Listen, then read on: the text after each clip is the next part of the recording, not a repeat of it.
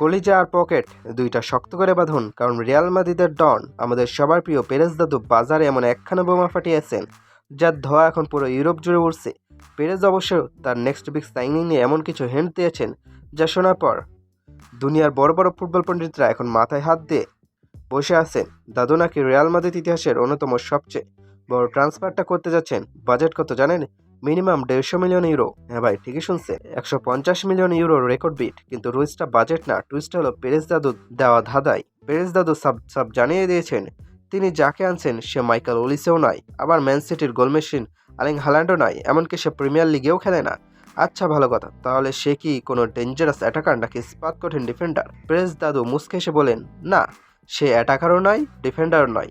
ওরে বাবারে বাবা, মাথা তো অলরেডি হ্যাং মারার দশা। প্রিমিয়ার লিগে খেলে না, অ্যাটাকার না, ডিফেন্ডারও না, তাহলে কি সেই গোলকিপার? না ভাই, দাদু বলেছেন সে নাকি তরুণ এবং পিওর গ্যালাক্টিকো লেভেলের প্লেয়ার, যার মধ্যে ক্রিস্টিয়ানো রোনালদো আর কাকার মতো বিশ্ব ফুটবলে রাজত্ব করার সামর্থ্য আছে।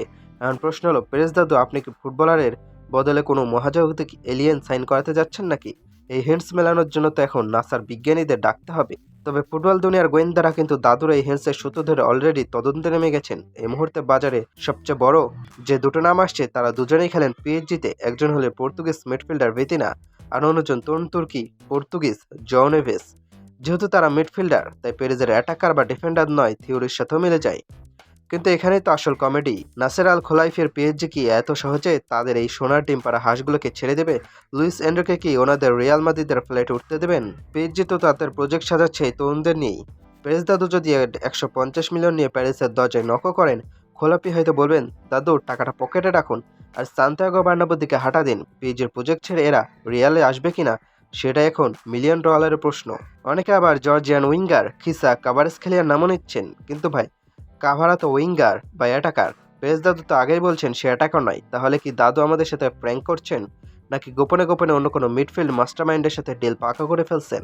আসলে পেরেজ দাদু যখন সিরিয়াস হন তখন রিয়াল মাদ্রিদের ফ্যানদের রাতে ঘুম হয় না, আর বাকি ক্লাবের মালিকদের বুক কাঁপতে থাকে। রোনালদো আর কাকার মতো প্রভাব থাকবে যার, সে যদি সত্যি সত্যি মাঝমাঠের কোনো জাদুকর হয়, তবে রিয়াল মাদ্রিদের মিডফিল্ডের যা অবস্থা হবে তা চিন্তা করে বাকি দলগুলো এখনই কান্নাকাটি শুরু করতে পারে। তবে রিয়াল মাদ্রিদের ফ্যানরা বলবো, বেশি লাফাবেন না। পেরেজ দাদুর মনের ভেতর কি চলে তা স্বয়ং ফুটবল বিধাতা ছাড়া আর কেউ জানেন না।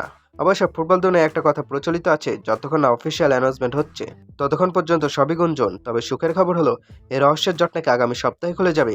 দেখা যাক এবার রিয়াল মাদ্রিদ সমর্থকদের জন্য সান্তিয়াগো বার্নাব্যুতে কি মহাকাব্যিক চমক অপেক্ষা করছে। পেরেজ দাদু এবার আসলেই বড্ড সিরিয়াস। আপনাদের কি মনে হয়, পেরেজের এই রহস্যময় 150 মিলিয়নের গ্যালাক্টিকো আসলে কে?